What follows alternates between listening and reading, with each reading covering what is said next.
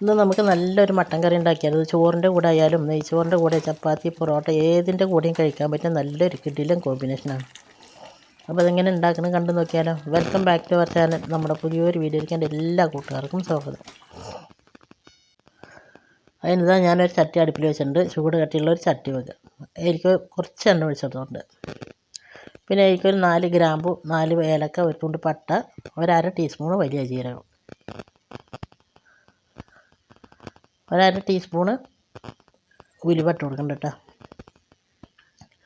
സ്പൈസസൊക്കെ പൊട്ടി നല്ലൊരു ഫ്ലേവർ വരുന്ന സമയത്ത് നമ്മളതിലേക്ക് അരിഞ്ഞ് വെച്ച 3 വലിയ ഉള്ളിയാണ്. സൗണ്ട് ഒരു ജാതി ഉണ്ടാവില്ലേ, പനിയൊക്കെ ആയിരുന്നു.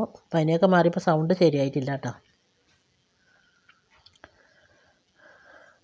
ഉള്ളി ഇട്ട് നല്ല പോലെ ഒന്ന് വഴറ്റിയതിന് ശേഷം അല്ലെങ്കിൽ ഒരു പിടി ചെറിയ ഉള്ളി തോലൊക്കെ കളഞ്ഞ് കഴുകിയിട്ട് ഞാൻ ഇട്ടിട്ടുണ്ട്. ചെറിയ ഉള്ളിയും കൂടി ഇടുമ്പോൾ നല്ലൊരു ടേസ്റ്റാണ്. പിന്നെ എനിക്ക് ഞാൻ 1 കിലോ മട്ടൻ നല്ലവണ്ണം കഴുകിയിട്ടുണ്ടായിരുന്നു. കഴുകി വെള്ളമൊക്കെ വാർന്നതിന് ശേഷം ഞാൻ ഇട്ട് കൊടുത്തിട്ടുണ്ട്. നമ്മളിതൊന്ന് ഇളക്കിയിട്ട് അതിൻ്റെ റോസ് കളർ മാറിയിട്ട് ഒരു വെള്ള കളറാവുന്ന വരെ ഒന്ന് വഴറ്റി കൊടുക്കുക.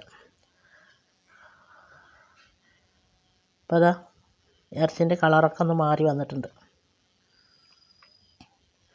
അതിനുശേഷം ഞാൻ അതിലേക്ക് ആവശ്യമുള്ള ഉപ്പിട്ട് കൊടുക്കുന്നുണ്ട് കേട്ടോ. ഉപ്പിട്ട് കൊടുത്തതിന് ശേഷം നല്ലവണ്ണം ഇളക്കി കൊടുക്കുക. ഇനി നമ്മൾക്കതിൽ ഇഞ്ചിയും വെളുത്തുള്ളിൻ്റെയും പേസ്റ്റ് ഇട്ട് കൊടുക്കുന്നത്. ഞാൻ 1 ടീസ്പൂണ് ഇഞ്ചി പേസ്റ്റും 1 ടേബിൾ സ്പൂൺ വെളുത്തുള്ളിൻ്റെ പേസ്റ്റ് ഇട്ട് കൊടുക്കുന്നുണ്ട്. അതിട്ട് കൊടുത്തതിന് ശേഷം നല്ലവണ്ണം ഇളക്കി കൊടുക്കുക. ഇളക്കിയതിന് ശേഷം ഞാനിതൊന്ന് മൂടി വെക്കേണ്ട. അതിൻ്റെ പച്ചമണമൊക്കെ ഒന്ന് നല്ലപോലെ ഒന്ന് വഴറ്റിയതിന് ശേഷം ഇനി പെട്ടെന്നൊന്ന് ആയി വരട്ടെ. ഒരു മീഡിയം ഫ്ലെയിമിലിട്ടിട്ട് ഞാനതൊന്ന് മൂടി വെച്ചിട്ടുണ്ട്. കുറച്ച് നേരം, ഒരുപാട് നേരം ഒന്ന് മൂടി വെക്കണ്ട കേട്ടോ. കുറച്ച് നേരം ഒന്ന് വെക്കുമ്പോൾ തന്നെ അത് നല്ലവണ്ണം അത് തിളച്ച് അതിൻ്റെ വെള്ളമൊക്കെ ഒന്ന് ഇറങ്ങി. ഇനി നമുക്ക് അതിലേക്ക് ആവശ്യമുള്ള പൊടികൾ ഇട്ട് കൊടുക്കാം. 1 ടീസ്പൂണ് മഞ്ഞൾപ്പൊടി ഇട്ട് കൊടുക്കുന്നുണ്ട്. പിന്നെ ഞാനൊരു 3 ടീസ്പൂണ് മുളക് പൊടി ഇട്ട് കൊടുക്കുന്നുണ്ട്. ഇത് എരിവില്ലാത്ത മുളക് പൊടിയാണ്. നിങ്ങൾ മുളക് പൊടി ഇട്ട് കൊടുക്കുമ്പോൾ നിങ്ങളുടെ എരിവിനനുസരിച്ചിട്ട് ഇട്ട് കൊടുക്കുക.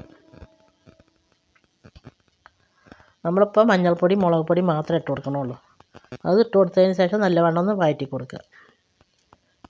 ഈ സമയം നിങ്ങൾക്ക് എൻ്റെ വീഡിയോ കണ്ടിട്ട് ഇഷ്ടമാകുക എന്നുണ്ടെങ്കിൽ വീഡിയോക്ക് എല്ലാവരും ലൈക്ക് ചെയ്യാനും നിങ്ങളുടെ ഫ്രണ്ട്സ് ആൻഡ് ഫാമിലി ഗ്രൂപ്പിലേക്ക് ഒന്ന് ഷെയർ ചെയ്ത് കൊടുത്ത് നമ്മളെ സപ്പോർട്ട് ചെയ്യണമെന്ന് മറന്നു പോയത് കേട്ടോ.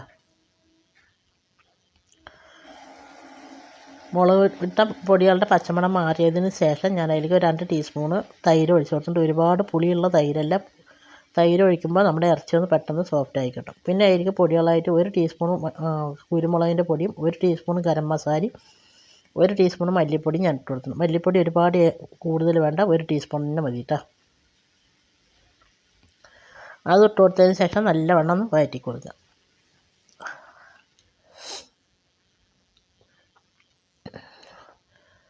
പൊടികളുടെയൊക്കെ പച്ചമണം മാറി അതിന് ശേഷം ഞാൻ ഇതിലേക്ക് വെള്ളം, നമുക്ക് ചാറ് എത്രയാണോ ആവശ്യം അതിനനുസരിച്ചിട്ട് വെള്ളം ഒഴിച്ച് കൊടുക്കുക. വെള്ളം ഒഴിച്ച് കൊടുക്കുന്നത് നല്ല തിളച്ച വെള്ളമാണ്.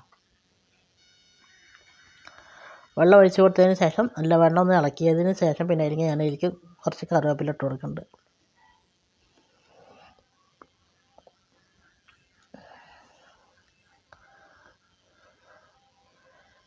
എന്നിട്ട് അതൊന്ന് മൂടി വെക്കണ്ട കേട്ടോ. ഇനി അത് കുറച്ച് നേരം ഒന്ന് നല്ലവണ്ണം ഒന്ന് തിളച്ച് വരട്ടെ.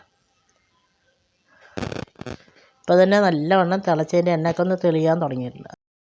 അപ്പോൾ നമ്മുടെ ഇറച്ചി ഒരു പകുതി വേവായിട്ടുണ്ട് കേട്ടോ. അതിന് ശേഷം ഞാൻ അതിലേക്ക് ഒരു മീഡിയം സൈസ് തക്കാളി 2 ചെറുതായി മുറിച്ചിട്ട് ഇട്ട് കൊടുത്തിട്ടുണ്ട്. തക്കാളി ഇട്ട് കൊടുത്തതിന് ശേഷം നല്ലവണ്ണം ഇളക്കി കൊടുക്കുക. നല്ലവണ്ണം മിക്സാക്കിയതിന് ശേഷം ഇനി ഇത് അടച്ച് വയ്ക്കുക.